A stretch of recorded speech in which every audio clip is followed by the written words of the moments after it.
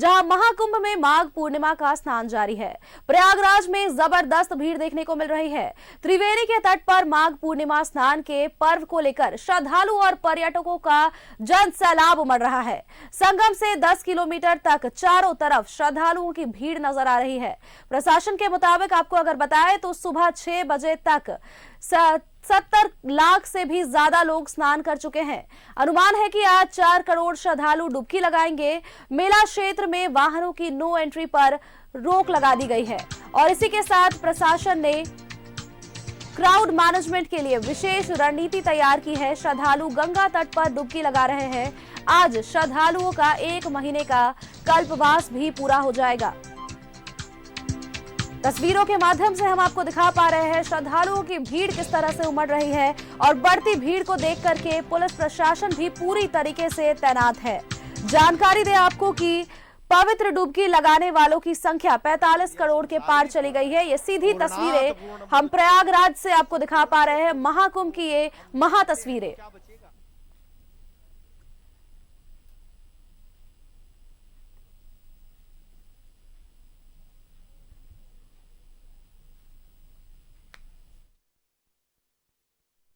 हम एक पूर्णिमा के द्वारा संदेश देते हैं कि आज पूर्णिमासी, मासी का अर्थ चंद्रमा पूर्ण दिखाई पड़ेगा आकाश में।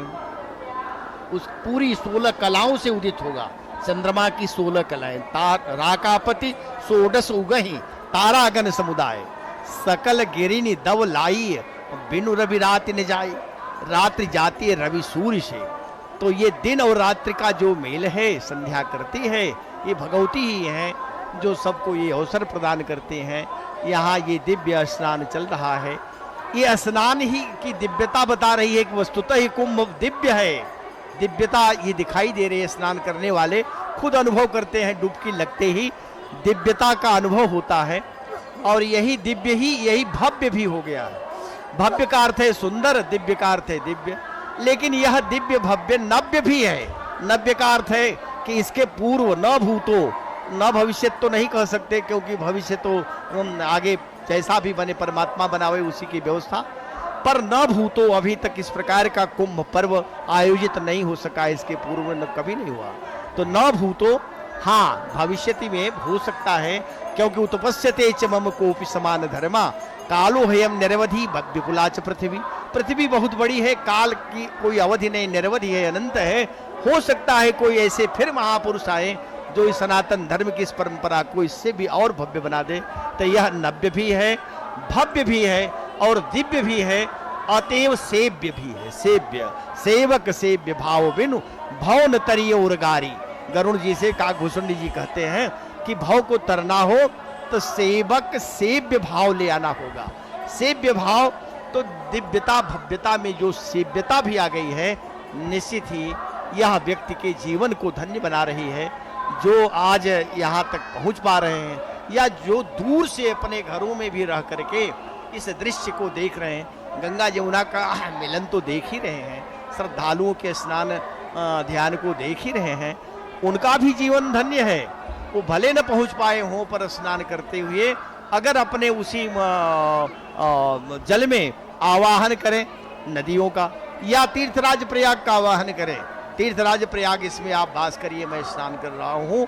जब इस प्रकार का भाव लेकर के घरों में भी स्नान करेंगे तो निश्चित ही उनको भी वही गति मिलेगी जो यहाँ आकर के इस प्रकार से लोग स्नान करके लाभ उठा रहे हैं।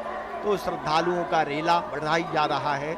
एक ओर से विदा थोड़े हो रहे हैं, लेकिन अभी संख्या में अधिक लोग आ रहे हैं।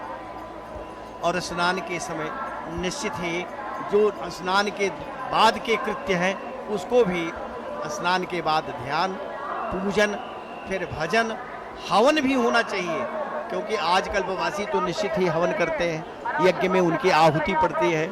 और पुनः उसके बाद जब अपने गंतव्य को चलते हैं तो चलते समय कुछ दान भी करना होता है।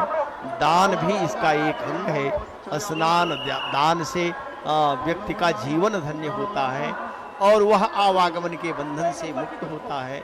ये शरीर जो प्राप्त होता है निश्चित ही बहुत कठिन, जन्मत मरत दुसह दुख हुई, असह्य दुख होता है जन्म लेते समय और मृत्यु होते समय भी।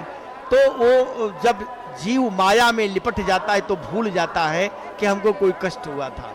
लेकिन जन्म लेते समय जो कष्ट, मृत्यु के समय का जो कष्ट है, अगर इससे बचना हो तो इस तीर्थराज प्रयाग के त्रिवेणी का दर्शन और यहाँ अगर स्नान प्राप्त हुआ, दान करने का अवसर मिला तो निश्चित ही जीवन धन्य हुआ।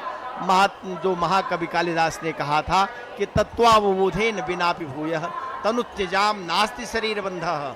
फिर शरीर का बंधन होते ही नहीं, जब शरीर छूटती है तब। तो शरीर एक न एक दिन अवश्य छूटनी है, क्योंकि यह न तो अमर है न अजर है। देवता लोग जो यहाँ चलते हैं वो भी निश्चित ही एक पुण्य जब उनका पूरा होता है तो वह भी, गीता में भगवान कृष्ण ने कहा, ते त्वं भुक्त्वा स्वर्ग लोकम विशालम क्षीणे पुण्ये मर्त्य लोके विसंति। अपना पुण्य जब पूरा कर लेते हैं तो स्वर्ग लोक से मृत्यु लोक में आते हैं, लेकिन वह पृथ्वी के किसी भी भाग में जा सकते हैं। तो वो चाहते हैं कि हम अगर भारतवर्ष में ही जन्म लें तो निश्चित धर्म प्रधान ये जो भारतवर्ष है, जहां आकर के पूरे विश्व के लोग, महाराज मनु ने कहा था कि स्वम स्वम चरित्रम शिक्षेरन पृथिव्याम सर्व मानवाः। सभी जगह के जो मानव हैं, विश्व के मानव, स्वम स्वम चरित्रम शिक्षेरन, अपने चरित्र को निर्मल बनाने के लिए जहाँ से शिक्षा प्राप्त करते हैं, तो कहाँ सकाशाद अग्र जन्मनः, अग्र जन्मा इस भारत भूमि में आकर के ये अध्यात्म का, योग का और साथ में जो सांख्य आदि ज्ञान है यहाँ प्राप्त करते हैं। इस ज्ञान को प्राप्त करके फिर अपने अपने गंतव्य को जाते हैं।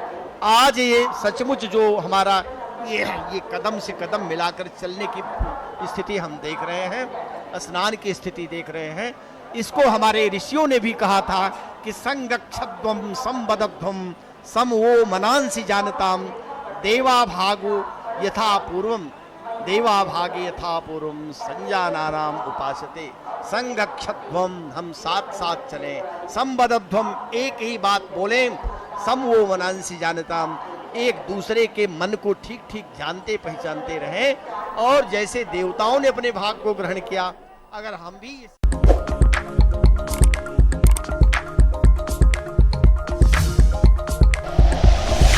Like and share videos, subscribe करें हमारा चैनल और प्रेस करें बेल आइकॉन। न्यूज़ 11 भारत, सच है तो दिखेगा।